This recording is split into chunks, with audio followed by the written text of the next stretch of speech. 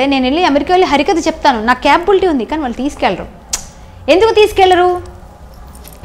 తీసుకెళ్ళరు? ఇప్పుడు వాళ్ళకి ఏం కావాలి? నేను అందుకే ఇందాక అడిగాను, నేను ఎందుకు తీసుకెళ్తారు? ఇప్పుడు హీరోయిన్, ఏ హీరోయిన్ అని తీసుకురండి, డ్యాన్సులు చెప్తాను.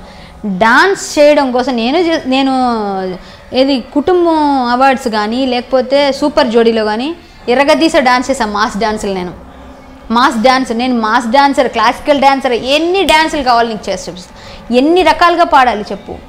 ఆల్ అంటే అన్ని పాటలు నేను పాడగలను. అంటే ఫోకు, ర్యాప్, మొత్తం అంత క్లాసికల్, హరికథ, అన్నమాచార్య కీర్తనలు, అన్ని వేరియేషన్స్ నా దగ్గర ఉన్న వాళ్ళు అక్కడికి ఎవరైనా పిలవాలంటే మీరు ఏం చేస్తారండి? మీరు వచ్చి హరికథ ఎవరు వింటారండి? హరికథ వినడం ఏంటండి? గుళ్ళు లేవు అక్కడ. ఏమండి మీరు కళని ఉద్ధరిస్తామని చెప్పుకుంటారు, ఏం ఉద్ధరిస్తున్నారు చూపించండి.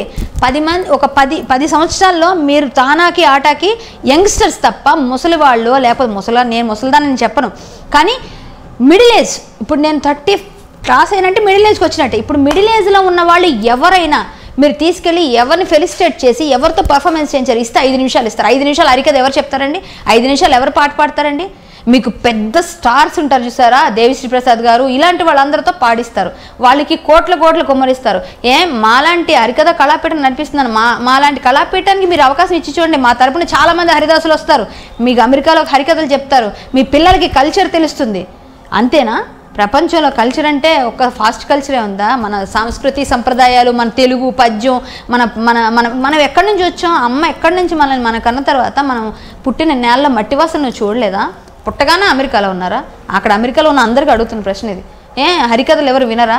హరికథ ఎందుకండి? మీరు హరికథ ఏం చెప్తారండి? ఒక డాన్స్ చేయండి మీరు, బాబీ అనండి అని చెప్పి నాకు మెసేజెస్ చాలామంది. నేను అలా కూడా వెళ్తాను, అది కూడా చేస్తా. వెళ్ళి హరికథ చెప్తాను, పాట పాడతాను, స్కిట్స్ చేస్తాను, యాంకరింగ్ చేస్తాను. ఏం చేయాలి చెప్పు, చేస్తా. వాటిని నేను ఏదైనా చేయగలను. అవన్నీ పిలిచినప్పుడే నేను వస్తాను. హరికథని కించపరిచి నేను ఎక్కడికి రాను, ఏ అమెరికా రాను. హరికథని నువ్వు ఎప్పుడైతే కించపరిచావో నువ్వు కించపరిచినట్టే. నన్ను కాదు, ప్రపంచాన్ని కించపరిచినట్టు, నువ్వు సంస్కృతిని కించపరిచినట్టు. హరికథ అనేది అంటే సంస్కృతం దేవభాషలాగో హరికథ అనేది ఈ రోజుల్లో బుర్ర కథ అంటే వల్గారిటీ ఉంటుందంటారు. హరికథలో ఎక్కడ నీకు వల్గారిటీ ఉంది? హరికథలో ఒక అశ్లీలమైన సంభాషణ చెప్పండి, అశ్లీలమైన మాట రాదు, అశ్లీలమైన పదజాలం ఉండదు అసలు. అంత అంటే నువ్వు ఒక మాట ఓం నమ శివాయ అని చెప్తారు, నమో నారాయణ అని చెప్తారు, లేకపోతే నారాయణ ఇలా పిలువు అని చెప్తారు, అలా పిలు అంటారు, ఇలా పాడంటారు. నీకు మంచి పని చెప్తారు, శ్రీమద్ రమారమణ గోవింద అంటే నువ్వు గోవింద నామస్మరణ మేము చేయిస్తే మీరు చేస్తారు. ఎవరు ఏ ప్రక్రియలో ఉందో చూపించండి, ఒక్క ప్రక్రియ చూపించండి మీరు.